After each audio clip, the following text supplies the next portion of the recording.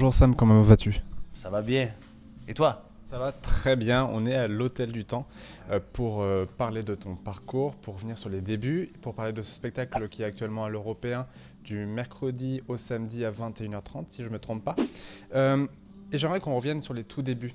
Parce que je crois que le premier déclic dans ta vie pour l'humour, c'est quand tu étais avec ta mère dans un vidéoclub et tu as insisté pour qu'elle ne prenne pas ce film indien, mais plutôt cette cassette de Delirious de Eddie Murphy. C'est ça le tout début? Ouais, et c'était comment on dit, des bootlegs, c'était des copies de films. Tu sais, c'est illégal. Ouais, c'était une contrefaçon, c'est Ouais, ça? c'est des films piratés.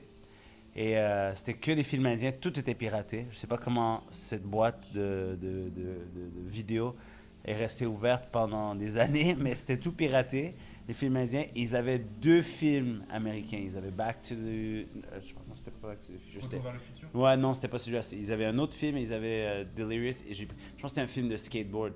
J'ai pris ça et j'ai pris Delirious et j'ai dit on l'amène à la maison. J'ai dit il faut, j'ai dit je suis tanné qu'on regarde juste des films indien. Et puis, enfin, on a regardé ces deux films-là et j'ai commencé par Delirious et ça a changé ma vie pour toujours.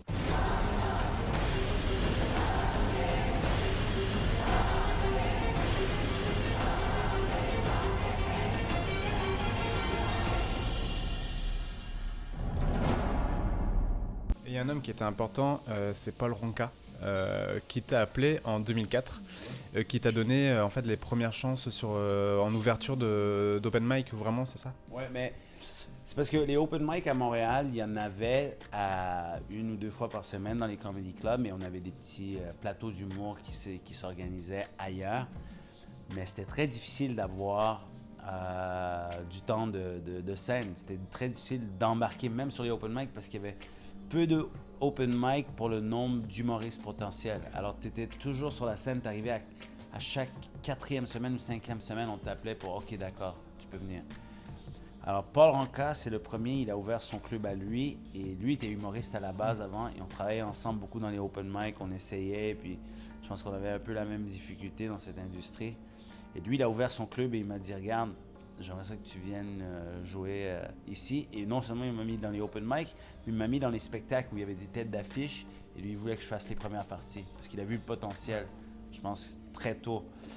Il a dit, je veux que tu fasses les premières parties. Et c'est de là que je me suis amélioré parce que de passer à être sur la scène une fois à chaque 4-5 semaines, de passer à être sur la scène 5-6 fois par semaine dans un an, t'évolues tellement, très rapidement parce que tu apprends tes erreurs à chaque jour. Tu deviens un peu meilleur à chaque jour. Je pense que c'est ça qui est le plus important. Il y a beaucoup d'humoristes en France qui me posent la question, qui me disent « Est-ce que tu as des conseils? » J'ai dit « Monte sur la scène à tous les jours et écris à tous les jours. » C'est la meilleure école en fait. C'est la meilleure école. J'ai dit « Il n'y a pas de raccourci. Je ne peux pas te donner une formule magique. Tu sais, c'est quoi le secret? » On me demande. Et quand je leur dis, tu vois, la plupart, 95%, quand je leur dis « Ouais, il faut bosser, il faut être sur la scène à tous les jours, écrire à tous les jours. » Il n'y a pas de raccourci. Tu vois qu'il y a un peu une déception dans leurs yeux, comme si j'allais leur donner genre la formule magique pour que ça déclique dans un mois. Tu sais, c'est impossible. Tu le vois tout de suite et le public le sent tout de suite dès que tu arrives sur la scène que tu as du métier. Si tu en as ou tu n'en as pas, tu le sens tout de suite. Tu le vois, un humoriste qui a du métier, ça se voit. Alors, qu'est-ce que tu veux être quand tu vas être grand? YouTuber. C'est ça ton ambition? Vive la France, vous foutez rien ici, hein? Même vos enfants. Tu parlais justement que l'école de la scène c'est la plus importante et justement l'école, tu as été à McGill, l'université de McGill et c'est là où tu as commencé avec des scènes aussi pour les Antillais je crois, non? Oui, ça c'était à Marianopolis, c'était juste avant McGill. On a quelque chose qui s'appelle Cégep, je pense que c'est votre équivalent de lycée. D'accord. C'est entre lycée et université pour nous. Alors on a Cégep et c'est là que j'ai commencé une levée de fonds pour le groupe antillais. Je sais pas pourquoi j'étais dans ce groupe-là, mais j'avais beaucoup d'amis antillais et ils savaient que j'étais humoriste ou humoriste à en devenir. Et ils voulaient faire une levée de fonds, un spectacle du monde, mais ils n'avaient pas assez d'argent dessous pour payer un humoriste et de risquer que ça marche pas. Alors j'ai dit ok, je le fais et on l'a fait. On a vendu 400 billets Et puis on a rempli la salle. Et puis ça a été pour moi, je pense, la fois où j'ai dit, OK, je sais que je sais que je suis capable. Ouais. Et je crois que ce jour-là, tu as fait aussi débat avec ce sketch-là parce que tu étais allé loin. Ouais. Et c'est ça que j'ai aimé aussi avec ta façon d'être sur scène, c'est que tu vas loin et que c'est pas une provocation inutile.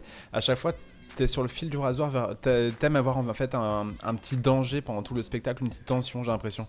Ouais, j'aime beaucoup ça. Je pense jouer avec le feu et essayer de m'en sortir. Et jouer avec le feu, c'est aborder des sujets qui sont tabous, peut-être d'un angle et d'un point de vue qui n'est pas le point de vue le plus populaire ou le point de vue le plus facile à communiquer. Et le challenge, c'est comment s'en sortir avec un grand rire. C'est comment prendre ce sujet qui est tellement délicat et tabou et qui peut mettre de la tension et figer tout ton spectacle. Comment est-ce que tu peux prendre ce sujet et de le rendre tellement drôle? Et c'est la finesse, je pense, là-dedans. Je pense que j'essaie de chercher le plus cette écriture de « OK, ça va peut-être mettre un froid, mais c'est à moi de m'en sortir autant que possible. » Il faut qu'être MacGyver. Tu connais MacGyver?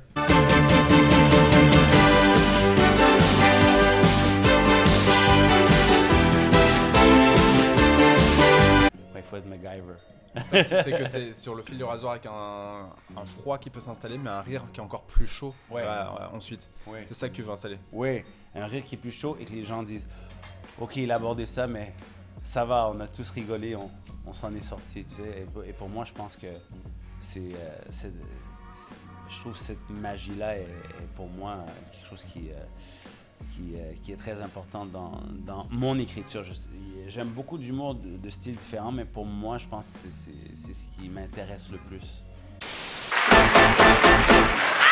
Très drôle et incroyable. Franchement, allez le voir, il vaut le coup. Ça vaut vraiment le détour. C'était génial, je l'avais déjà vu une fois, la deuxième c'est encore meilleur. Il s'améliore à chaque fois, c'était top. Et donc on va revenir. On sera là. Voilà. C'était super, on a bien rigolé du début à la fin. Marrant, ouais. Jusqu'aux larmes. Et je parlais de l'école, du coup à McGill, tu as fait socio, anthropologie et Sciences Po. Tu essaies toujours de repousser les frontières dans ce que tu fais. Justement, tu penses que de savoir analyser le comportement de l'humain a été une chance pour écrire? Oui, je pense que c'est très important pour moi. Je veux dire, la façon que j'écris, surtout quand je viens dans un nouveau milieu, dans une nouvelle culture, c'est que je me pose des questions. Je veux savoir pourquoi. Je veux savoir pourquoi beaucoup. Et je vais au bout de chaque question. Et c'est là que l'humour se passe. Quand je suis venu et puis j'ai fait ce spectacle-là en France, j'ai vraiment analysé les Français. Ça fait 1 an et demi que je suis ici, beaucoup de va-et-vient, mais à chaque fois que je reviens, je vois la France d'un nouvel angle. Et puis pour moi, je me pose des questions et je vais au bout de la question. Et en posant ces questions, en sachant pourquoi vous faites ce que vous faites, pourquoi vous agissez, pourquoi vous êtes sensible sur certains sujets, pour moi, de savoir ça, c'est assez pour que ça alimente mon écriture. Des fois, je ne vais pas focusser sur ça, mais ça va me donner la raison pour laquelle je vais écrire. Et je pense que ça, c'est important. Il faut être un chercheur quand on écrit. Il faut vraiment chercher. Il faut vraiment faire des recherches. Et ça se fait non seulement dans les livres. J'ai regardé des documentaires, j'ai lu des livres, mais c'est aussi d'être là, d'être présent et de vivre comme un Français. Ça fait 1 an et demi que je suis ici, je vis comme un Parisien. Je subis ce que vous subissez à tous les jours. Et j'en parle. Et même que... En étant ici, je parle sur la scène, je pense que tu as vu que pour devenir Parisien, pour vivre à Paris, pour survivre à Paris, il faut devenir Parisien. Tu es obligé. Tu sais, it's a jungle, comme on dit. C'est une jungle, ouais. Un jungle. Une jungle, c'est une jungle. Et puis, il faut que tu fasses partie des animaux qui bouffent, sinon tu vas te faire bouffer ici. Paris, c'est comme ça. Et c'est votre mari? Non? Pardon, votre? Votre docteur?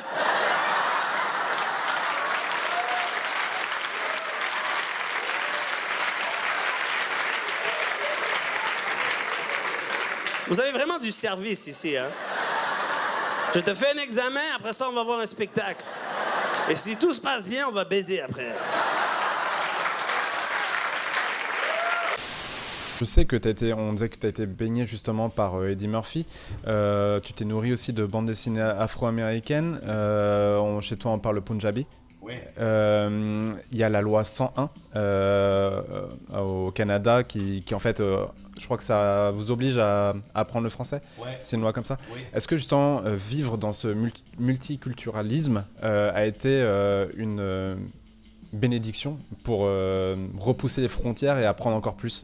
Oui, je pense que pour moi, un milieu multiculturel, c'est quelque chose de très naturel. Et je pense que ce qui est bien avec le Canada, c'est ça fait partie maintenant de notre ADN, ça fait partie de notre culture d'être ouvert à tout le monde, de vouloir apprendre de l'autre, de vouloir être proche de l'autre, de sentir que les différences nous rapprochent plutôt que nous séparent. Et je trouve que juste avec ça, juste avec cette philosophie avec laquelle j'ai grandi, qui a été imprégnée en moi comme Canadien, j'ai pu voyager partout dans le monde et m'adapter comme ça. Parce que très tôt, j'ai eu la volonté d'apprendre d'une autre culture. Et je pense que c'est pas tout le monde qui a fait ça. Et je pense que c'est pas tout le monde qui a ça dans leur pays. Et ça fait pas partie de quelque chose qui est peut-être même encouragé en termes de par le gouvernement. Alors, je regarde maintenant en ce moment le cabinet de Trudeau. C'est le cabinet le plus multiculturel et il s'est assuré que tout le monde allait être représenté au Canada. Tu as de tout. Leur premier ministre est allé à la télé, j'en parle, pour souhaiter joyeux Ramadan aux musulmans au Canada. Et je parle de comment ça n'arriverait jamais ici. Comme tu vois les différents... Pas tout de suite. Est-ce qu'on est prêt pour un président noir en France? Est-ce que... Je crois que c'est pas encore aujourd'hui, il suffit juste de voir la classe politique, il n'y a personne. Donc, C'est ça, tu vois quelque chose qui se passe, mais regarde, aux États-Unis, on a eu du progrès, on a eu un président noir, et puis après ça, je pense qu'on est allé à l'autre extrême tout de suite après. Alors, tu vois des fois que, quand il y a ce progrès, il y a des fois un déséquilibre qui se passe aussi. Alors, je pense que c'est intéressant parce qu'en humour, de le communiquer sans sermenter, je pense que ça devient assez pertinent, je pense, pour moi. Ça devient un peu pertinent dans les arts de pouvoir refléter ce qui se passe dans la société actuelle. Et je pense que pour un humoriste, c'est riche comme matière de parler de ces différences qui existent. Ouais, je crois que tout le monde vous envie d'ailleurs pour Trudeau, hein, vraiment. Vraiment. Je le sens dès que je parle de Trudeau sur la scène. Tu vois que les Français, on aurait aimé avoir ça. Nous. Ouais. Et les femmes sont plutôt et comme les ça. Femmes, ouais, les femmes, j'en parle aussi de comment on a un chef d'État, on a nos chefs d'État qui embellissent et vous, c'est un peu le contraire. Quoique, je pense que si Macron gagne, je pense que vous allez être content. C'est quand même un progrès vers la beauté, non? Un peu plus? Mais ça peut pas être pire qu'en ce moment. Si, il y a une blonde très à droite. Et elle a fait peur. T'as une véritable interaction avec... C'est pas moi qui l'a dit, on veut pas mon visa. Hein. Oh là là là là là là, David, tu vas avoir des problèmes avec moi, Starfoula. Tu parlais d'amitié profonde. Je pense que pendant toute la promotion, tu vas avoir une question. C'est pourquoi Sugar Semi. Donc je vais pas te la poser parce que je sais que ça vient de l'université où justement tu faisais des soirées et où tu faisais justement ces amitiés profondes avec les filles que tu laissais rentrer gratuitement open bar. Ouais. Et je me suis posé une seule question, c'est que en fait, tu faisais ces soirées parce que tu n'étais pas assez riche. Ni assez pauvre pour avoir les frais pour l'université, pour avoir une aide. Alors je me suis demandé en combien de temps tu as remboursé les frais de scolarité? Écoute, honnêtement, ça cartonnait, je l'ai remboursé dans une semaine. Dans une semaine, j'ai tout payé, mes frais de scolarité. J'ai dit, là je vais continuer, je vais bâtir une business. Les parties? Ouais, les parties, ouais, c'est ça, les soirées. Dans 1 ou 2 semaines max, je les ai remboursés, puis après ça, j'ai dit, OK, je vais bâtir mon entreprise, ça va être bien. Et puis là, j'ai dit, je vais continuer. Ça va être une façon en même temps que d'être à l'université, de créer cet emploi pour moi-même et de pouvoir vivre tranquillement pendant que je suis à l'université, pendant quelques années. Puis ça a bien été. Ouais. Comment on dit de fourrer? Niquer, non, mieux que niquer, plus haut niveau. Baiser, non, c'est un synonyme, plus haut. Sauter, fuck, toi tu connais tout, hein? Là, elle a fait bouillavé. On a trouvé la cochonne dans la salle. Dernière chose, est-ce vrai que ton père, après une rupture, a décidé de publier une annonce dans les journaux indiens pour, en fait, une sorte pour te rencontrer sans te marier. Ouais. C'était fou. J'avais une rupture, vraiment une rupture énorme. C'est la première rupture amoureuse, c'est la pire parce que tu l'as jamais senti. Au bout de quelques fois, tu connais les symptômes, tu sais exactement par quoi tu dois passer, tu connais les étapes. Mais au début, tu n'as aucune idée. Et je me rappelle, mon père, il me voyait tellement triste. J'avais un été où j'étais super triste. Il a commencé à mettre des pubs dans les journaux indiens pour il y a une section à mariage arrangé. Il essayait de m'arranger un mariage. Et tu avais des photos qui rentraient par la poste et des CV pendant des mois et des mois. Et à chaque fois, il me les sortait. À chaque fois, j'étais un peu triste. Il me sortait. J'ai dit non, je veux pas. Il dit, ah ouais, elles sont prêtes à donner un micro-ondes. Et puis, non. Et puis, mais en même temps, c'était sa façon d'essayer de me remettre de cette rupture et d'essayer que son fils soit un peu moins triste. Et ça, je l'apprécie tellement. Tu sais, le plus tu grandis, le plus tu apprécies quand tes parents sont là pour toi, quand ils ont été là pour toi. Et puis pour moi, c'est une source très importante au niveau émotionnel pour moi, de les avoir et de rester. Je les appelle à tous les jours encore. J'ai 3 Skype à faire à chaque jour. J'ai mes parents, mon petit-neveu et ma copine. J'ai 3 Skype à tous les jours quand je suis ici. Là, ma copine est rentrée à Paris, donc j'ai 2 Skype à faire à tous les jours. Et mes parents, c'est à tous les jours. Quand je suis ailleurs, il faut que je leur parle pour juste les montrer que ça va et puis juste savoir si eux, ça va. Je pense que cette communication est très, très importante pour moi. D'accord. Merci beaucoup en tout cas pour l'interview. Hey, merci.